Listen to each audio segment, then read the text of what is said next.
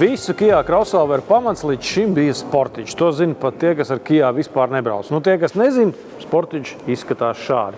Bet turpinājumā viss būs pavisam citādi, tāpēc, ka Kia šodien prezentē pilnīgi jaunu kompaklases crossoveru vārdā Seltos.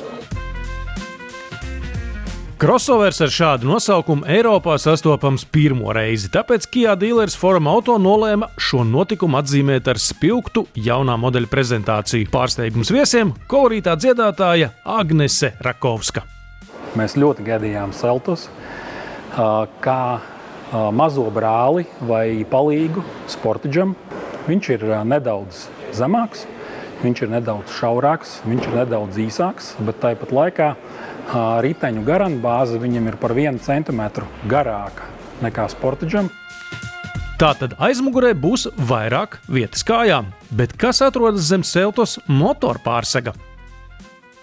Zem motora pārsega šobrīd mēs varam atrast 1,6 litri turbodzinēju ar 180 zirgspēkiem. Automašīna ir pieejama gan pilnpiedziņā, gan priekšpiedziņā. Savukārt novembrī mēs gaidām, kad arī būs hibrīda versija. Hibrīda versijas dzinējs būs bez turbokompresora, būs parastais 1.6 dzinējs, arī priekšpiedziņā un pilnpiedziņā. Priekšpiedziņa būs ar 154 zirgspēkiem, savukārt pilnpiedziņas versija būs ar 178 zirgspēkiem. Seltos hibrīds kļūs par pirmo Kia ar elektrisku pilnpiedziņu. Respektīvi, uz aizmugurējā tilta būs elektrodzinējs, kas pēc nepieciešamības pieslēgs klāt otro tiltu. Seltos pieejams vairākās komplektācijās no LX Plus līdz GT Line TX, kā arī divās papildus komplektācijās X-Line un X-Line TX. Tajās visus automašīnas ārējos chromētos un gaišos elementus aizstāja melni, tostarp pieskaņot riteņu diski. Zināmā mērā to var dēvēt par tādu kā Black Edition jeb melno izlaidumu.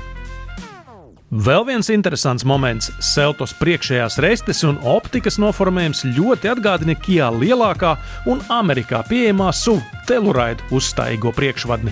Kia Seltos sākuma cena ir 28 791 eiro. Kas ir šī crossovera mērķa auditorija?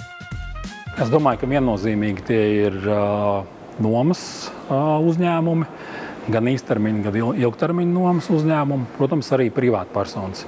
Kia Seltos ir vairāk domāts tiem, kas vairāk pārvietojās pa pilsētu, bet tāpat laikā grib braukt ar SUV.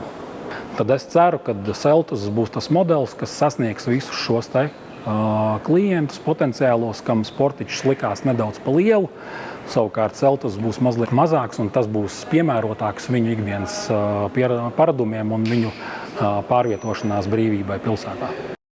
Seltos ražots Kia mītnes zemē un bauda tos pašus garantijas nosacījumus kā citi modeļi. Tad Seltos tiek ražots Korejā.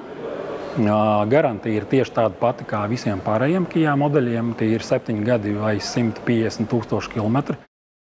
Automašīnu pasūtot, paredzamais piegādes laiks būs 4 līdz 5 mēneši. Forum Auto tirdzniecības vadītājs uzskata, ka tas ir to vērts, jo Kia diezgan sen nav mūs iepriecinājis ar pilnīgi jaunu degvielas modeli. Seltos arī tika gaidīts, jo tas ir iekšdedzes dzinējs. Pēdējā laikā visi jaunākie modeļi, kas Kijai nāk, tie visi ir elektriski. Beidzot arī ir tāda kā elpas vilciens, ir arī Seltos veidolā, un mēs ļoti gaidījām viņu.